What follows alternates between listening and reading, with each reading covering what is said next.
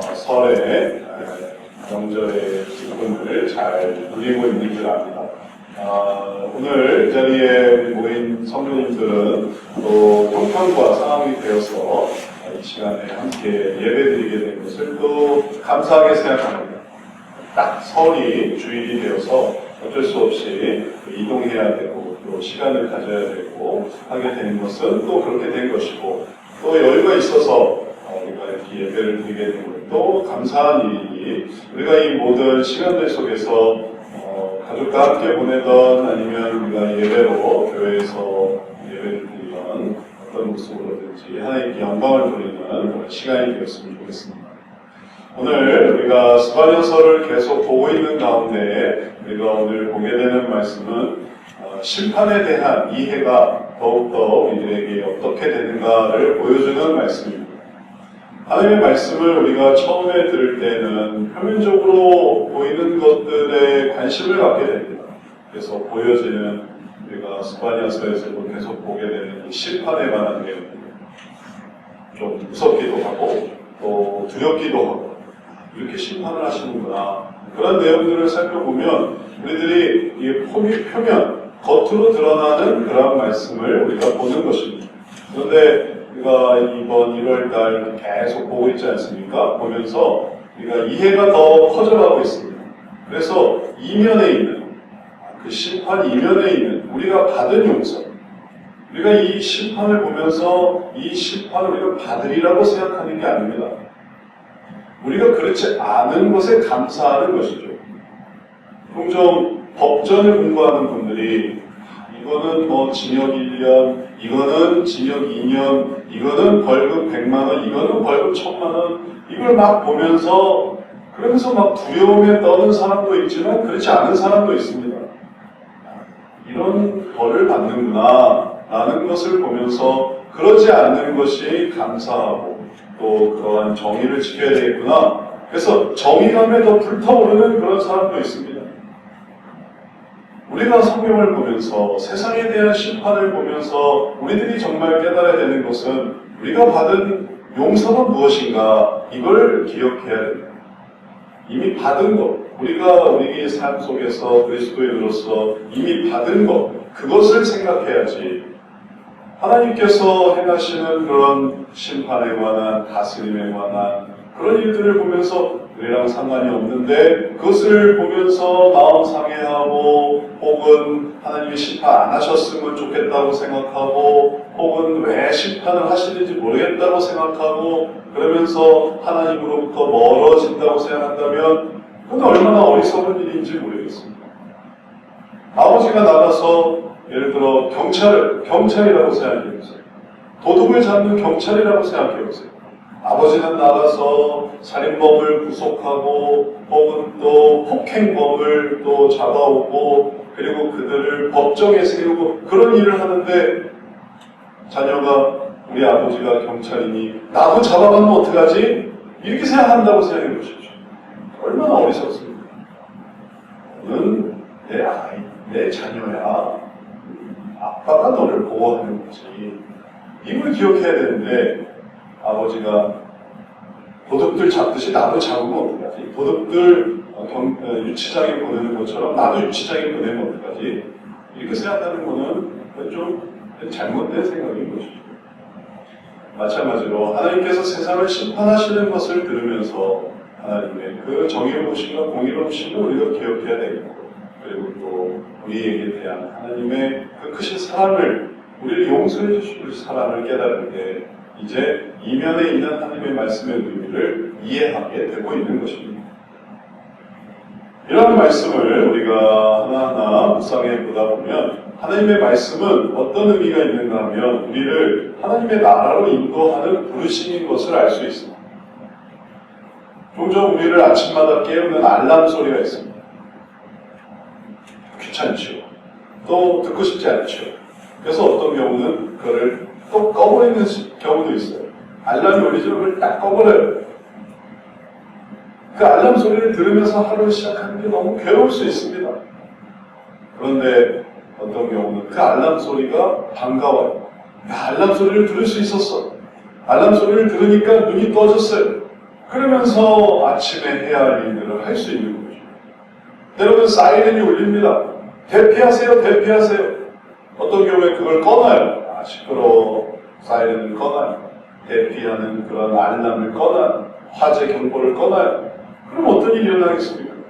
정작 불이 났을 때 도망가지 못하는 거예요. 안내방송이 나옵니다. 어디로 오세요? 저기로 가세요. 아무개 손님 빨리 오세요. 이리로 오세요. 누구 아이가 어떤 아이가 있습니다. 그 아이를 아이를 잃어버리신 분은 빨리 오세요. 근데 그런 모든 방송이 시끄러워 시끄러워 하고 귀를 닫는다고 생각해 보십시오. 그러면 찾을 수 있는 아이, 또 가야 하는 장소, 혹은 해야 하는 일들을 아무것도 하지 못하게 됩니다. 하나님의 말씀은 우리를 하나님의 나라로 부르시는 이리 오너라, 이리 오너라. 그래서 그 말씀을 들으면서 우리가 하나님께로 나아갈 때 우리는 하나님의 사람이 되는 것입니다. 그 말씀이 싫어서 저는 그런 말씀을 좀 안 듣고 싶어요. 멀어지면 멀어질수록 하나님의 부르심을 외면하는 것입니다. 이제 하나님의 심판이 바로 그렇게 우리들에게 들려야 되겠습니다. 하나님의 심판은 우리를 구원하시는 하나님의 부르심이에요. 너희가 그 심판을 피해서 내게로 온다. 그러니 그 심판을 볼 때마다 우리가 얼마나 감사한가 이걸 생각해야 돼요.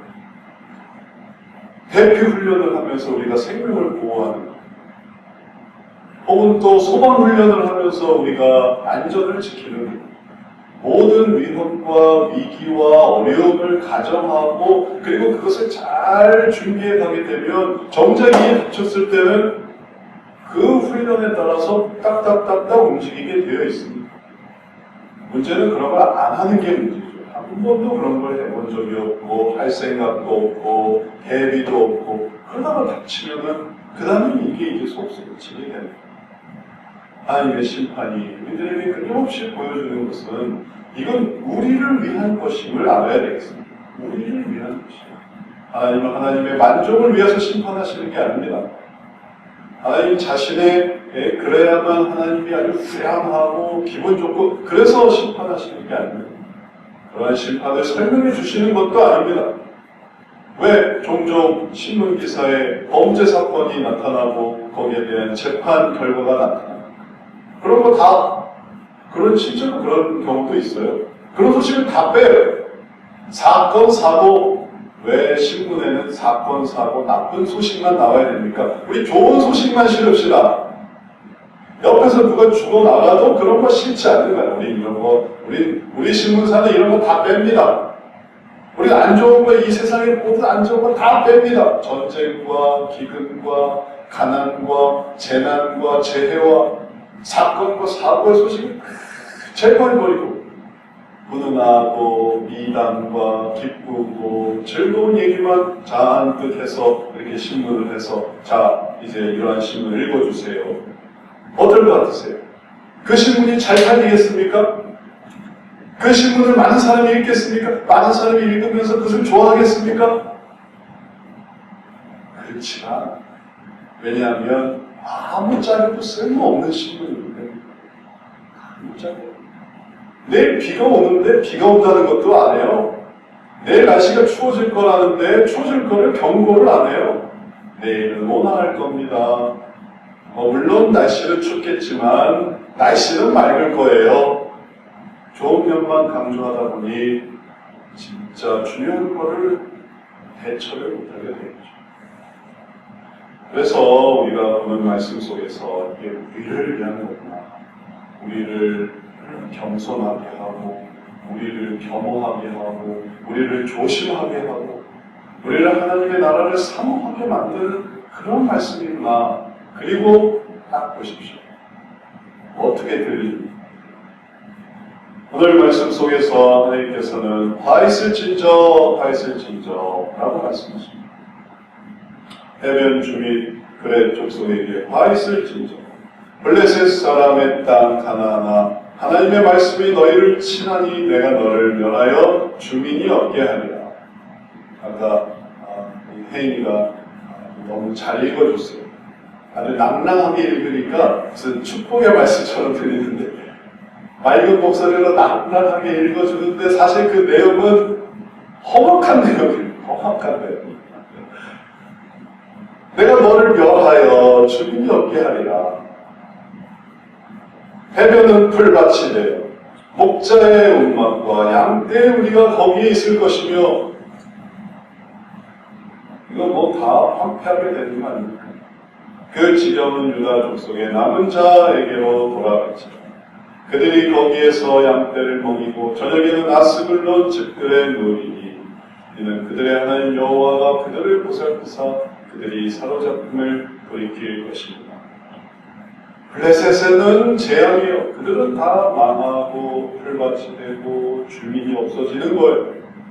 그런데 반대로 이스라엘 백성, 하나님이 보살피는 이스라엘 백성, 사로잡혔던 이스라엘 백성은 그들은 자유가 되는 것입니다.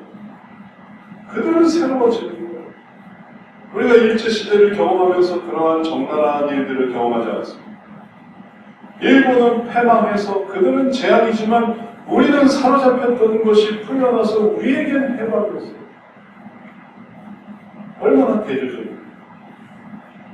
그러면 그 장면만 보면 참 일본은 혹은 또 우리나라는 우리 한국은 도대체 무슨 일이냐. 그러나 그 전부터 있었던 일들 생각해요. 그 악행과 그리고 그 죄악, 왜 그들이 그런 일들을 경험해야만 했을까라는 걸 생각해보면 그게 이해가 되는 거죠. 독일의 패망과 2차 대전, 독일의 패망과 유럽의 자유론, 그거는 그 장면만 보면 그게 참 안 됐다 생각할 수 있겠지만 그들이 이룬 일들을 생각해보면 그러면 그런 일들이 있었구나. 이 장면만 보면 블레셋이 얼마나 이스라엘을 고통스럽게 했으며 얼마나 사로잡았으며 얼마나 그들을 내쫓았으며 얼마나 그들을 괴롭게 했는가는 안 보이죠. 그러니까 이 장면을 보면서 하나님은 왜 심판하십니까? 이렇게 생각합니다. 그러나 하나님의 심판은 정확하고 의롭고 공의롭습니다. 그리고 그것을 왜 이스라엘에게 주십니까? 이스라엘이 피해자이기 때문에 그래요. 블레셋의 피해자가 이스라엘입니다. 그러면 반대로 또 생각해서 가해자가 이스라엘이죠. 블레셋이 피해자죠. 그러면 또 그럴 때는 하나님이 블레셋을 또 이스라엘이 이기게 하시는 거예요. 이스라엘이 패악하게 돼요. 이스라엘이 하나님을 떠나가게 돼요. 그러면 또 지체 없이 블레셋이 와서 블레셋이 또 기가 막히게 와서 이스라엘을 사울 왕이 블레셋을 멸망하는 걸 보십시오. 하나님을 온전히 따르지 못하면 또 그때는 기가 막히게 블레셋이. 그래서 하나님 앞에서 이스라엘이 올바랐으면 하나님께서 블레셋을 이기게 하시고 하나님 앞에서 이스라엘이 올바르지 못하면 또 블레셋을 통해 이스라엘이 망하게 하시고 결국 하나님의 심판은 의로우십니다. 편들는 게 아닙니다. 이스라엘이라고 전적으로 이스라엘 편만 들어서 다른 사람은 다 하고 이스라엘, 그런 게 아니에요. 이스라엘이 하나님 앞에 잘못하게 되면 하나님은 그것을 심판하십니다. 이제 이 말씀 속에서 바로 이 부분 속에서 우리들이 깨달아야 되는 것은 하나님의 공의로우십니다. 하나님은 한편에 편중하지 않습니다. 왜 가나안이 그렇게 멸망하는지 이유가 있습니다. 우리가 다 알 수 없는 역사 속에서 우리가 다 알 수 없는 그 시기의 현실 속에서 하나님이 그 모든 것들을 이루실 때에 우리들은 깨닫는 것이에요. 주님의 심판은 참 은혜로우신 것이구나. 그리고 그 심판은 단순히 그들만 망하고 그리고 그 다음에 끝이 아니라 상대적이에요.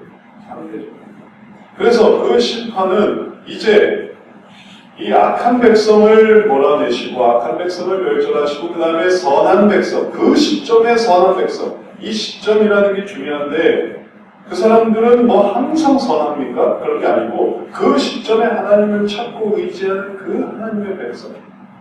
과거에는 그랬지만 그 백성이 이제 변질이 돼서 예전에는 예전에는 니느웨가 구원을 받았지만 이제 그게 변질이 돼서 막 다른 나라 침략하고 막 괴롭히고 그러면 더 이상 그 니느웨는 예전에 구원받던 니느웨가 아닌 것처럼 그 시점에서 하나님의 심판은 명확합니다. 그래서 그럴 때 하나님의 백성, 그 시점에 하나님의 백성을 보호해 주시는 하나님의 은혜가 바로 심판이었던 것입니다. 우리가 이 세상에서 종종 살인자를 보호하는 그런 이 형태를 보게 됩니다. 때로는 저건 정말 아주 너무 악한 사람이다 하는데 재판 결과는 그런 재판이 있더라고요. 그런 기사가 나요. 집행유예. 그럼 도대체 저런 사람이 집행유예가 나오지 저런 죄를 지었는데 세상의 심판이 항상 공정한 게 아니에요. 그러면 세상의 심판의 악함을 보면서 사람들이 말을 합니다. 전관예우구나. 또 변호사를 잘 썼구나.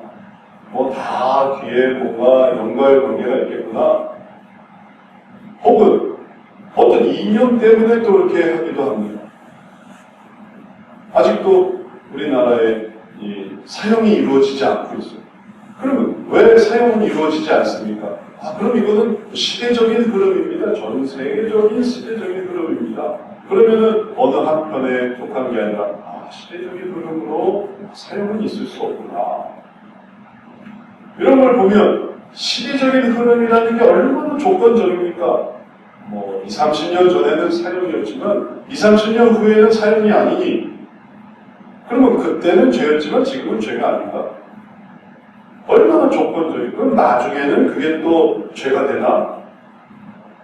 법이라는 이 기준이, 법 정서라는 기준이, 또 그것이 어디서 일어났는가라는 기준이, 지역적인 기준이 얼마나 들쭉날쭉합니까?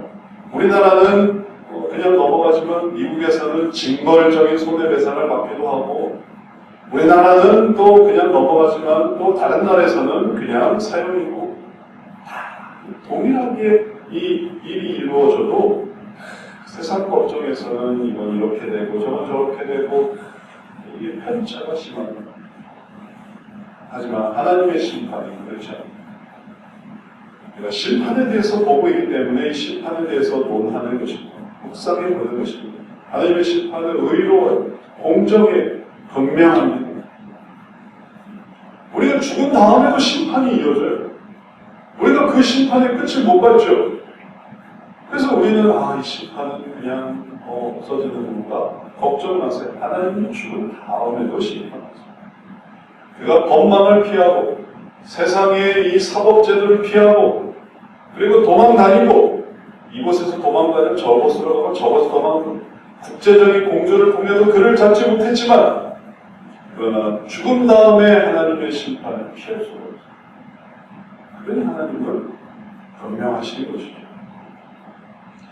이제 이 심판 속에서 우리들이 공통적으로 하나님이 보이시는 그럼 그들은 왜 심판받습니까? 그 심판의 내용이 뭡니까? 그것에 초점을 맞춰야 됩니다. 심판하신 하나님, 그게 뭐든지 간에 무슨 죄든지 간에 심판하시는 하나님, 그게 문제가 아니고 심판하시는 이유가 있고 그게 공정하고 의로우니 그럼 그들은 도대체 뭘 잘못한 걸까 하고 보면 그들의 죄가 나타납니다.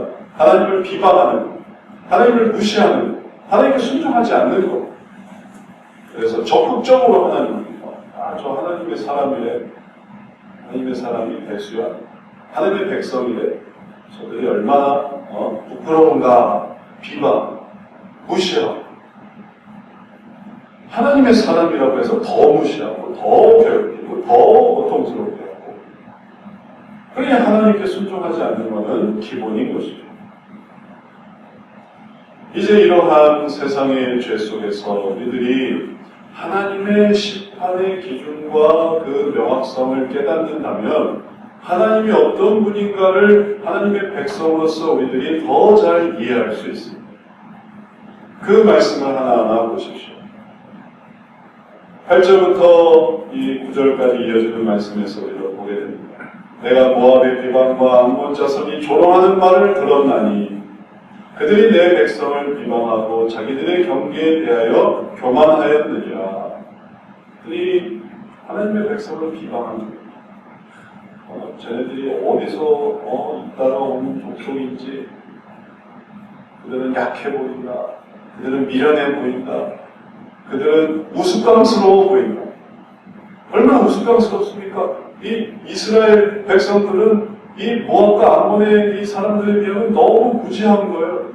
왜냐하면 모압과 암몬이 봤을 때 이스라엘 백성들은 광야를 거쳐서 애굽에서 떠나 가나안으로 왔거든요. 하는 게 보니까 저 사람들은 그냥 이 성막을 중심으로 살고 하나님의 그 언약궤를 중심으로 살고 거기서 이게 객관적으로 보십시오. 똘똘 뭉쳐서 거기서만 그러고 있는 거예요. 자기들이 뭐 군대를 세우는 것도 아니고 정착을 하는 것도 아니고 그러면서 이동해 가는 자기들이 나름의 어떤 신호를 받으면서 이동해 가는 그런 모습을 모압과 암몬 자손이 볼 때 그들은 너무 허술하고 그 다음에 그들은 너무 체계가 없고 그들은 너무 자기들만의 이상한 신앙에 모여서 그런 일들을 하고 있고 하나님을 쏙 빼놓고 자기들이 하는 걸 보니까 그게 그렇게 이상해 보여요. 우리가 예배드리고 이렇게 하는 것도 안 믿는 사람이 보기에는 얼마나 무슨 벌거벗은 임금님 같은 줄 아십니까? 네? 벌거벗은 임금님 동화 아시죠? 이건 안 보이는 옷입니다. 이걸 한번 걸쳐보시죠. 그럴까요? 걸쳐보고 어떤가요? 멋있습니다. 보이지 않는 옷을 가지고 그러고 네? 근데 그게 사실은 다 흉내낸 얘기였던 것처럼 보이지 않는 하나님을 얘기하고 찬양하며 기도하고 뭐 그런 기도하는 모습도 이렇게 찍어 넣으면 되게 우스꽝스러워요. 눈 감고 막 간절하게 막 손들고 막 찬양하고 그런 것도 지금 뭐 하는 거지? 지금 뭐 하는 거야? 무슨 대상이 있어야지. 앞에 뭐 아이돌 스타가 있기를 하나, 노래 부르는 가수가 있기를 하나, 유명한 정치인이 있기를 하나, 이런 것도 없는데 도대체 보이지 않는 하나님을 도대체 왜 저러고 있는 거야? 그런 게 너무너무 이상해 보이는 거예요. 안 믿는 사람들이 보기에는.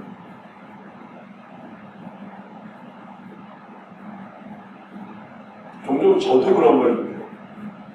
아프리카 사람들이 막 찬양하는 걸 보잖아요. 얼마나 이상한지 몰라요. 그냥 이렇게 잘못하게 예배드리고 아프리카 사람들이 예배하는 영상을 이렇게 보세요. 다 일어나서 막 들썩하시 춤추고 앞에서 춤추고 뒤에서 춤추고 막 돌아가면서 춤추고 까만 흑인들이 그리고 예배를 드리고 백인들 예배하는 거 어떤지 아세요? 백인 교회에서 백인들 예배 드리면 열심히 써요. 교회에 쓸어 나옵니다. 그래서 이렇게 보잖아요. 빽빽해요. 빽빽해요. 자리마다 종이와 연필이 있어가지고 글을 적어댔는데 왜 저렇게 적고 있지? 뭘 저렇게 적는 거지? 화면에는 적으라는 게 다 나와요. 가로 넣고 이거 나오면 그거 적고. 아니 교회 나와서 뭐 공부하러 오고 백인의 예배드리는 모습, 흑인의 예배드리는 모습. 남미에도 예배드리는 거 보면 남미에는 막 축사에 신유에 막 하면 팍팍 쓰러지고 그런 게 남미 예배에서는 신유 이런 거 되게 좋아하더라고요.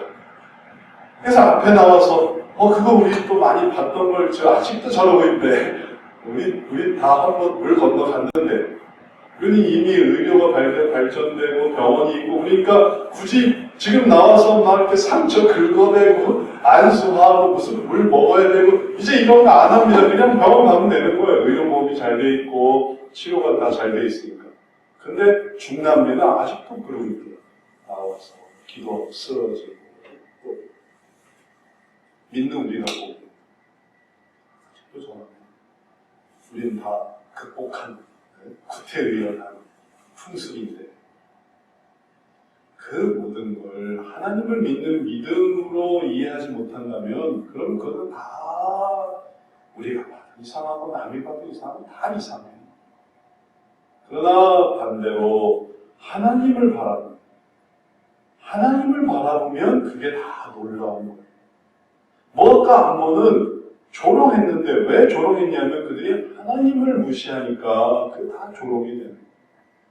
그들은 이스라엘 백성들의 모임과 이스라엘 백성들의 경배, 이스라엘 백성들의 이동과 그들의 온 자기 민족의 사활을 걸고 진행하는 그 이 대장정에 대해서 그들은 우습게 생각했는데 그것은 하나님을 그들이 부정했기 때문에 그런 것입니다. 그래서 하나님이 말씀하십니다.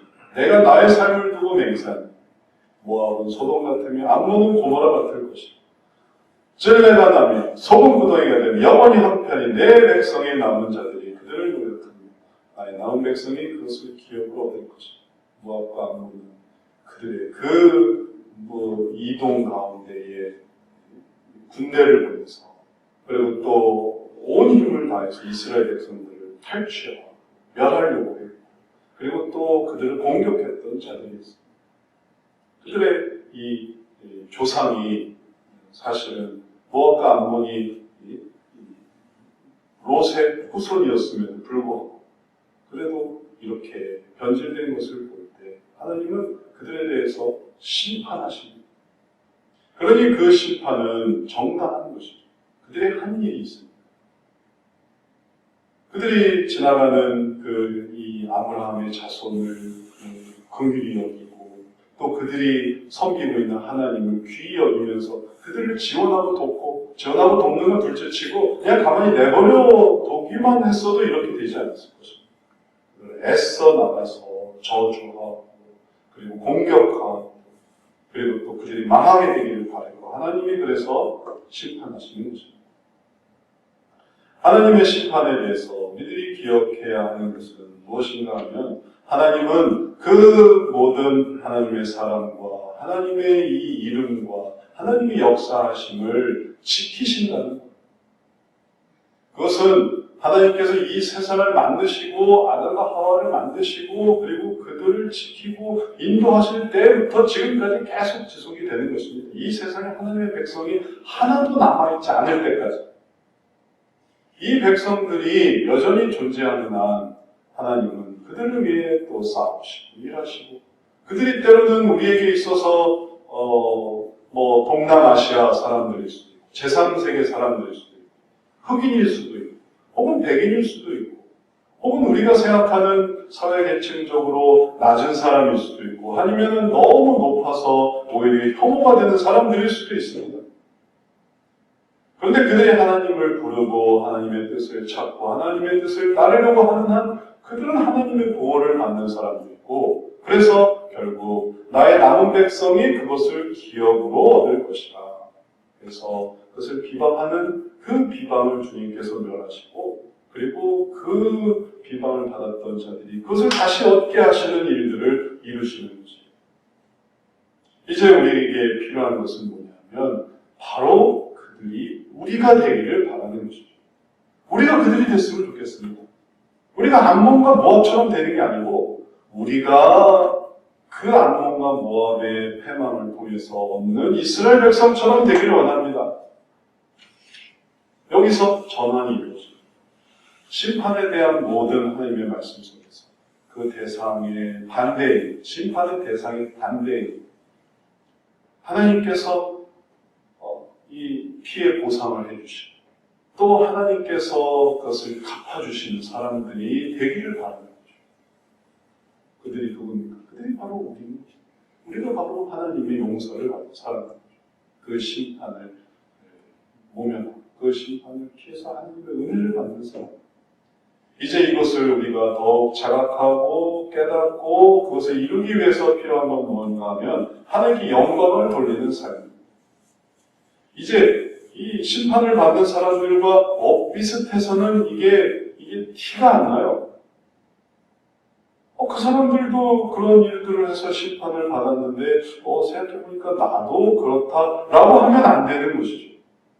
그럼 뭐가 다를 게 뭐가 있겠습니까? 그들도 하나님을 비방하고 그들도 하나님을 불순종하고 그들도 하나님을 무시하고 근데 나도 혹시 그런 게 있나? 그러면 안 되는 거죠. 나는 정반대 방향 이 각을 세워야 돼요.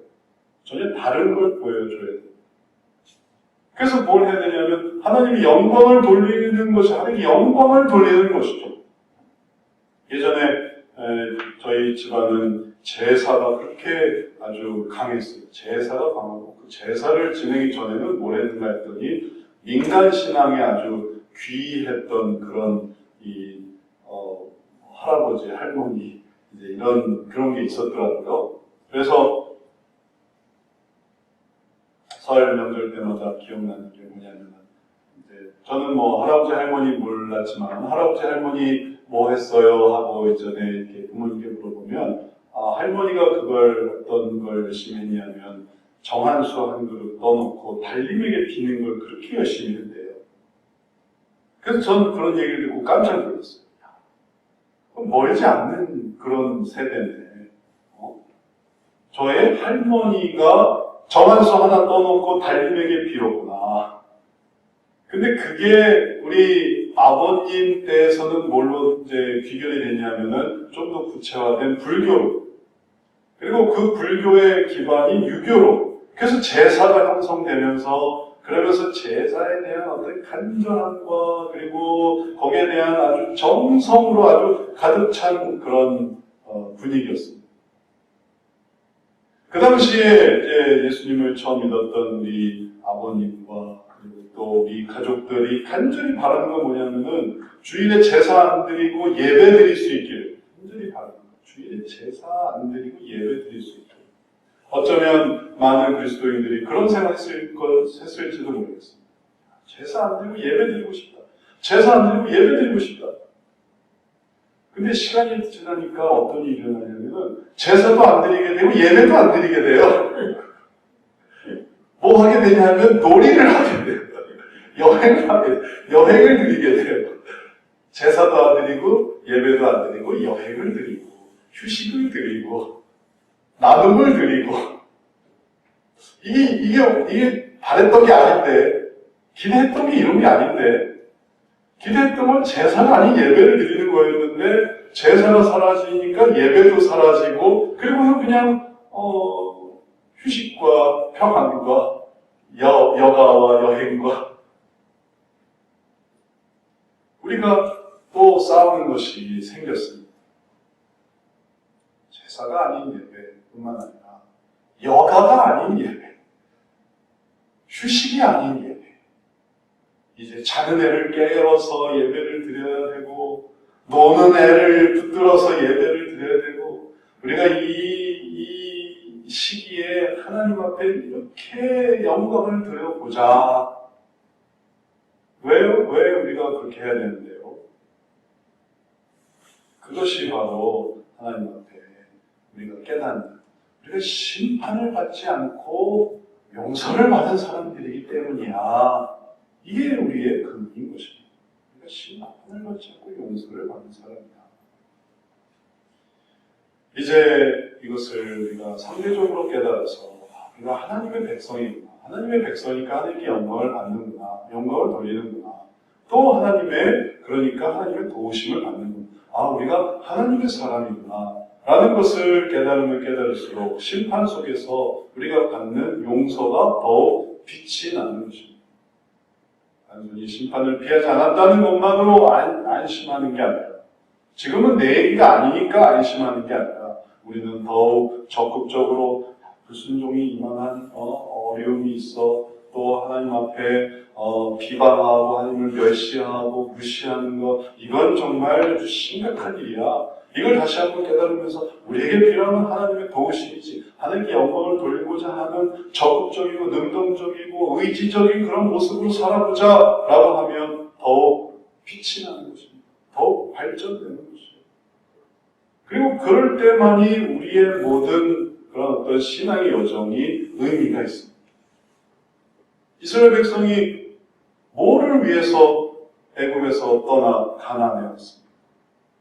그들이 편안하고 안락하고 혹은 또 여유 있고 안전함을 위해서였다면 어떤 면에서는 애굽이 더 낫죠. 애굽의 그 모든 정치 체계 하에서 밑에서 자기들의 어떤 그런 주어진 영역만 누리면서 살아갑니다. 고센 지역에서.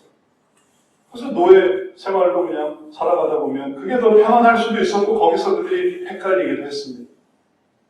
그러나 그들에게 더 중요한 건 뭐냐면 하나님의 영광이었고 하나님의 백성이었고 하나님께 더 중요한 건 그들을 하나님의 백성으로 세워서 하나님께 영광 돌리는 그 모습, 하나님께 영광을 돌리는 사람으로 더욱 축복된 모습을 올려드리려고 하는 그것이 더 의미 있는 거죠.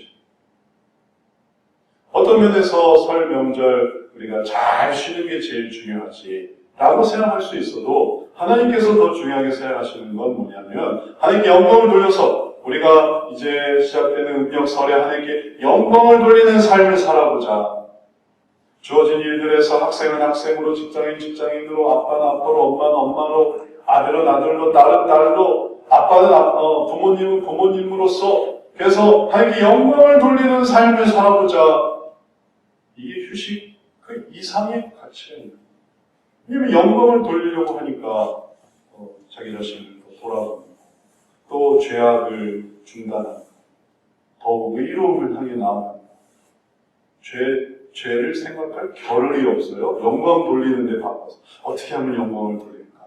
하나님께 어떻게 하면 내가 이 열매를 하나님께 드릴까? 이런 생각을 하니까 죄를 생각할 시간적 여유가 없어서 그래서 이 죄의 모든 일들을 통과하는 것입니다. 하나님께서 그런 일들을 우리에게 이루기를 원하십니다. 다니엘서에서는 바로 그렇게 일어난 한 장면을 보여줍니다. 다니엘이 어려운 일이 생겼습니다. 왕에게 어떤 고민이 생겼고 간단히 말하면 꿈을 꿨는데 그 꿈을 바벨론의 술사한테 물어본 거예요. 내가 꾼 꿈이 뭔지를 말하고 해석을 알게 해라. 근데 바벨론 술사들은 꿈을 말씀해 주시면 해석해 드리겠습니다. 이렇게 얘기하는 거예요. 사실 해석은 어쨌든 상관이 없어요. 꿈을 듣고 그걸 해석하면 되니까 그 해석이 맞건 틀리건 간에 그러니까 그건 쉬운 거죠. 근데 이 느부갓네살 왕은 꿈을 말하라는 거예요. 꿈을 말하라는 그러니 이건 정답이 딱 정해져 있어요. 해석은 분분하죠. 이건 좋은 꿈이요, 나쁜 꿈이요. 지나가 보면 좋은 일도 있고 나쁜 꿈도 있어서 해석이야 뭐 틀린다는 게 없습니다. 어쨌든 해석하면 되니까. 근데 어제 꾼 꿈은 이겁니다. 이걸 어떻게 알겠지? 그건 정확한 거니까.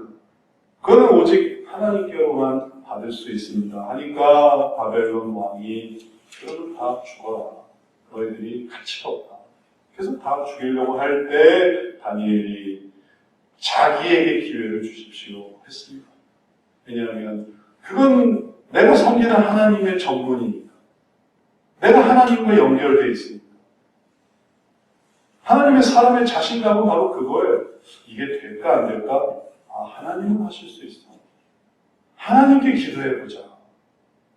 이건 그냥 되든지 말든지 기도해보자가 아니라 하나님은 하실 수 있으니까 기도하자. 이런 의미예요. 그래서 다니엘이 16절에 보면 다니엘이 들어가서 왕께 구하기를 시간을 주시면 왕에게 그 해석을 알려드리리이다 하리라. 그래서 하나님의 백성을 임을 자각하고 하나님과 관계를 생각하니까 하나님께 의지할 수 있었고 그렇게 의지하니까 하나님께서 또 그걸 알게 하셨어요. 느부갓네살이 어젯밤 꾼 꿈은 이거다. 이걸 어떻게 알게 하시냐. 근데 그걸 알게 하신다니 하나님께서. 그래서 다니엘이 그걸 설명하고 그걸 해석하고 그리고 그는 하나님께 영광을 돌렸습니다. 우리가 하나님의 백성을 자각한다는 것은 우리가 쇼하는 거 아닙니다. 벌거벗은 임금님 노릇하는 게 아닙니다. 그것은 구체적이고 영원하며 그리고 우리를 사랑하시는 하나님을 의지한다는 거예요. 그래서 하나님 앞에 예배 드리는 것은 그냥 무슨 형식을 갖추는 게 아니라 하나님이 아시는 하나님과 교제한다는 그런 거예요. 그래서 그러한 관계 속에서 우리에게 경험이 쌓이고 우리에게 또 믿음이 쌓이고 그러면서 하나님 앞에 담대히 구할 용기를 얻게 됩니다. 그래서 이러한 백성을 자각할 때 교만하거나 게으르지 않고 할 수 있는 대로 힘을 다해서 하나님 앞에 영광을 돌릴 때에 우리의 삶은 심판의 모든 모습 속에서 오히려 빛이 나게 됩니다. 빛이 나는 거예요. 자동차 세차하는 걸 보십시오. 세차할 때 어떻게 세차하나요? 거품도 집어넣고 물도 뿌리고 그러면 자동차가 어떻게 되겠습니까? 자동차가 그냥 거품 범벅에 그냥 물 그냥 하게 돼서 그게 엉망이 되는 건 아니죠. 사실은 그게 깨끗해지는 거죠. 엄청 깨끗해지는 거죠. 그 심판을 통해 얼마나 정의가 살아가게 되고 공의가 형성되며 하나님께서 원하시는 것이 얼마나 분명하게 나타나는가 그걸 상상해 보십시오. 그래서 싹 시끄럽고 기계를 돌리고 그 모든 작업을 통해서 나중에 차가 깨끗해져 나오는 그런 모습처럼 우리의 삶 속에 하나님의 심판을 묵상하고 기억하고 또 그 속에서 우리를 살리신 것을 감사할 때 우리의 모든 죄가 싹 사라지고 정신이 차려지네. 또 눈이 밝아지네. 내가 어떻게 살아야 될까가 정말 잘 보인다. 이렇게 되는 거예요. 그래서 심판에 대한 얘기가 중요합니다. 그래서 심판에 대한 걸 다 빼고 나면 사실 용서에 대한 얘기도 다 사라지는 거죠. 그러나 심판에 대한 이야기 속에서 우리는 용서에 대한 구체적인 이해가 풍성하게 됩니다. 이제 마지막에 나타나는 말씀 우리 다 같이 함께 읽어보도록 하겠습니다. 그들이 이런 일을 당할 것은 그들이 만군의 여호와의 백성에 대하여 교만하여졌음이라. 여호와가 그들에게 두렵게 되어서 세상의 모든 신을 쇠약하게 하리니 이방의 모든 해변 사람들이 각각 자기 처소에서 여호와께 경배하리라. 아멘. 하나님께서 얼마나 이 세상을 심판으로 바라보신지를 다시 한번 알게 되면 그 교만함 그리고 자기중심적 하나님을 비방하는 모든 자들에 대해서 우리들이 자신감이 생깁니다. 그들이 돈이 많아? 그들은 교만해. 그들이 지금 잘 나가고 있어? 그들은 어리석어. 하나님이 역사하심을 보면 우리들이 그 모든 잘 나가고 잘생기고 또 부하고 그런 사람들 위에 있는 하나님의 관점을 보는 되게 어리석구나. 인생의 중요한 가치를 모르는구나. 그럼 우리는 그걸 아는 거죠. 우리는 그걸 알아서 하나님이 모든 그들이 믿었던 신을 쇠약하게 하실 때에 우리들은 하나님 앞에서 하나님을 경배하는 것입니다. 하나님이 참된 신이십니다. 하나님이 참된 원자이십니다. 하나님만이 우리의 모든 삶을 다 주관하십니다. 이제 이것이 설 명절에 우리가 다시 한번 깨달을 수 있는 귀한 가치이고 뿐만 아니라 우리의 평생에 계속해서 알아야 하는 귀한 우리의 믿음의 의미가 되겠습니다. 우리는 누구입니까? 우리는 하나님께서 하나님의 백성으로 삼아주심을 감사하는 자입니다. 그게 지금 이제 이어지고 있어요. 이젠 더 이상 믿지 말라, 괴롭히는 사람도 없고, 이제 누가 제사 지낸다고 역사를 잡습니까? 옛날에나 그랬지. 이제 우리가 해야 되는 건 하나님께 감사드리고 영광 돌리는 거죠. 그리고 그렇게 살아가려고 할 때 우리의 마음은 하나님의 은혜로 아주 충만해집니다. 마음이 아주 감격으로 풍성해져요. 이걸 이루시는구나.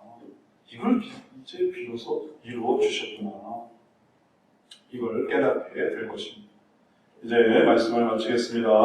이런 악인들의 심판 속에서 성도에 대한 용서, 우리가 받은 용서의 귀함을 기억하고 하나님 앞에 감사로, 그래서 이제 하나님께서 허락하시는 그 영광 돌리고 경배하고 하나님을 묵상하는 이러한 새로운 문화, 새로운 그 관습, 새로운 습관을 평생 만들어가서 하나님의 은혜 가운데 날마다 하나님 나라로 나아가고 또 기쁨으로 가득 차게 되는 귀한 성도 되시기를 주의 이름으로 축원합니다. 아멘. 기도하겠습니다. 사랑의 주님, 우리들에게 주시는 하나님의 귀한 말씀이 하나님 나라로의 부르심이며 또 우리를